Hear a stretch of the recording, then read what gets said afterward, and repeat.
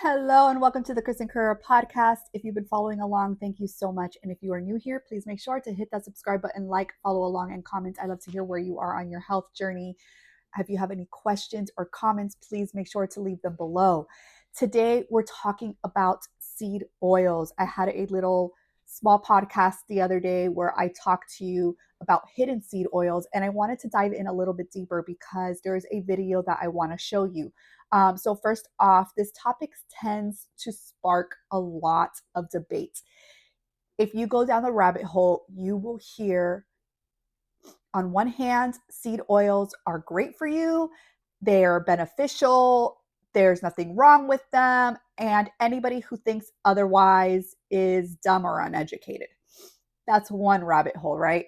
Then you're going to see the side where there is some new evidence starting to come out talking about seed oils and how they are bad for you. And you will hear a lot of advocates, not only certain nutritionists, certain doctors telling you that seed oils are bad for you. But these doctors supposedly don't know what they're talking about, according to many people on social media. And that is the fun thing about social media, right? There's just so much controversy everywhere. And anytime that you have a subject that is controversial, you will get pushback. People do not want to be open-minded. People do not want to see what is in front of them.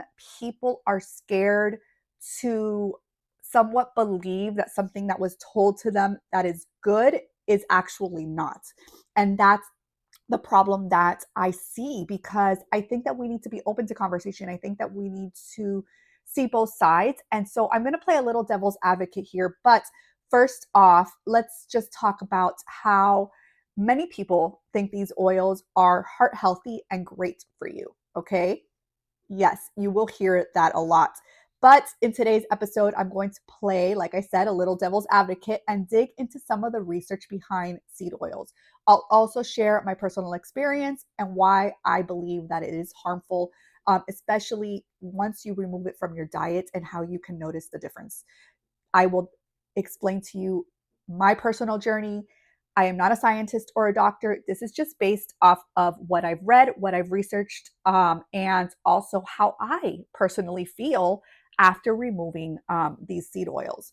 So to help break this down, I am featuring a video today from Craig McCloskey. I hope I don't ruin your name. A nutrition expert with a BS in nutrition and dietetics from Penn State.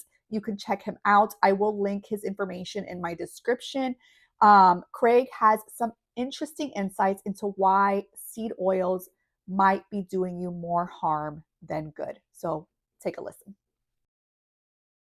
Ultra processed as you can get. It requires about 30 to 40 different stages of processing, taking industrialized processed grains and seeds and turning that into an oil. It takes dozens of cups of corn just to create a couple tablespoons of corn oil. The same thing with sunflower seeds, the same thing with the rapeseed that's going to produce canola oil. If you've ever seen how seed oils are created, it has to go through about 30 to 40 different stages of processing, including bleaching, degumming, deodorizing. One of the major issues with seed oils is the fact that they create many toxic byproducts when we break them down in our human body. Because seed oils are mostly rich in PUFA, polyunsaturated fatty acids, mainly linoleic acid, they easily incorporate themselves into our cell membranes. Because we are a monogastric species, we have one stomach, we don't have the proper enzymes to be able to detoxify from excess linoleic acid. Like a ruminant animal, cow or bison, they are able to detoxify that from their body. Humans, we just accumulate linoleic acid in our bodies. Unfortunately, mainstream health professionals and this Whole30 team is still focused on the older narrative of looking at heart disease through just a very narrow lens. That lower LDL, lower total cholesterol is going to reduce your risk for chronic disease. But it doesn't matter how low your LDL goes if it's being oxidized by seed oils and linoleic acid metabolites, then you're still at a large risk of cardiovascular issues. But the newer research suggests that the amount of oxidized LDL is a much better predictor of cardiovascular problems. And what's more, even newer research published just a few years ago found that atherosclerosis might not even be possible without oxidized LDL cholesterol. That was a great video, right? I really, really enjoy watching his videos. He gives a lot of educational information, and I love that he's an actual nutritionist and dietetic, because a lot of the nutritionists and dietitians that you see out there, all they do is create videos talking and showing what somebody else talks about that they don't agree on, but then they don't really give you much information a lot of the times as to why they don't think this may be healthy or not healthy for you. They just kind of criticize the person talking about it. So I really enjoy his videos. And I wanted to share that one with you today. So, okay, what are seed oils, right? We got a little bit video there explaining that, but let's start with the basics. Seed oils are extracted from seeds like soybean, sunflower, corn, canola, safflower, right? They're cheap and they have a long shelf life and are commonly found in processed foods. So are seed oils the only thing causing health issues? No, of course not. And that is not what people are saying. Just because we want to remove seed oils from our foods does not mean that obesity is going to disappear or diabetes, right? There is more than just one ingredient that can be causing those things, but seed oils is one of the places that we can start. So I think that that's a lot of the conversations that people have, the arguments that people have, because they think that people who think seed oils are bad is the only cause of health issues. And of course it's not. But again, it could be one of the factors as to what may be causing some of your health issues. That's my belief. So the process of making these oils involves high heat and chemicals, which can lead to harmful compounds in the oils. Now, the controversy. Here's where it gets interesting. There's a lot, and when I say a lot, it reminds me of that song. I don't know if you heard it. It's like it says a lot, like that pops into my head because there is a lot of research out there that suggests seed oils are healthy because they lower your LDL cholesterol. Some even argue that they can prevent heart disease. But here's the thing. 75% of people, 75% who have heart attacks actually have normal or low cholesterol levels. I find that interesting. And if you don't find that interesting, you need to ask yourself why. Open your mind, open your ears, look with your eyes. So if high LDL isn't the main cause of heart disease, what is? What is? So here's my playing a little devil's advocate, okay? Seed oils have been studied for their potential health benefits, and there are some who still believe that they're a better option than saturated fat. But here's the problem.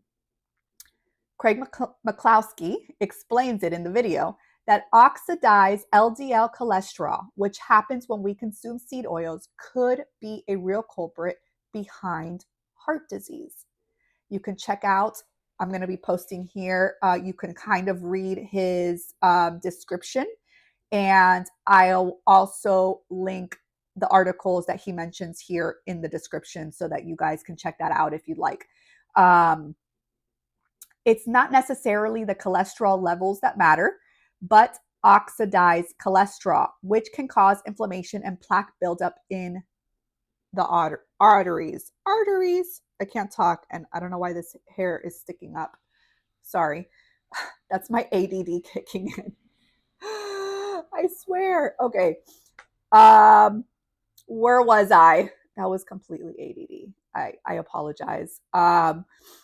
Okay. I know it's a bit controversial. It's a controversial topic. And that's what we're here today. We want to be controversial. We want to share our own journeys because I think that we can't always look at just the scientific data. And I know that that's controversial as well with a lot of people, but scientific data is always changing. It's always growing. It's always, at one point, they told us that cigarettes were good for you, that kind of thing, where then they found out, no, they weren't. So science is always changing. And so we need to be open to the fact that maybe this science over here about seed oils being good for you is wrong. just maybe, right? Just maybe. Um, it's frustrating.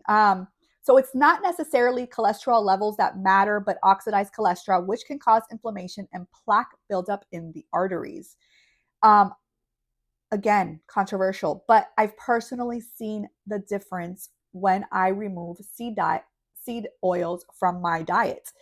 I removed seed oils when I started carnivore, right? There are no seed oils allowed. We only cook with butter, tallow, ghee. I personally just pretty much do butter or tallow.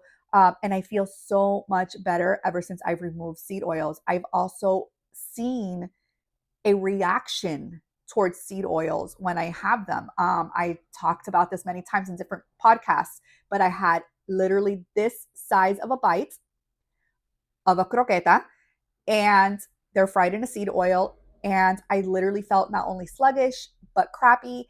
And I had triggered my anxiety really, really bad. And this has happened more than once when I eat seed oils. So I know that it is the seed oils that is causing that. And I'm not saying that seed oils cause my anxiety every single time. I think that anxiety has different factors. I think that anxiety plays a role in your mental health where it can be coming from a trauma that you need to work through. But I also do believe that it really does get triggered by the foods that we are eating. So what can we do? What is the solution? Craig suggests this, and so do I, that eating more stable fats like butter, lard, tallow, ghee, and coconut oil. I personally don't do coconut oil. I don't like the taste, but I don't eat it. But if that's your thing, that you can also implement that. He also recommends using extra olive oil or avocado oil, drizzling, not heating them. So if you are going to do high heat, definitely cook in butter or tallow. The idea to avoid seed oils like canola, corn, sunflower, soybean, safflower, these are all in so many of the foods you eat. So many restaurants cook with these oils. And these are prone to oxidation and have been linked to various health issues. As far as Craig's references, again, I'm going to link that in the description. As always, I'll add those, and I'm going to also add his video and reel. I'll link that so that you can check that out if you want to have a deeper conversation with him, or check out the science behind it, since he is the one giving out that information and the one educated to give out that information. I am just doing my own research. I think that you need to do your own research and see what you think about all of that. So just to wrap it up, seed oils are one of those topics that are still debated in the health community. Again, you will have your hardcore seeds are great for you, and your hardcore people like me who believe that seed oils are bad for you. Personally, cutting them out, again, I've seen the improvements in my life. So I truly believe in my personal journey that they are more harmful than helpful.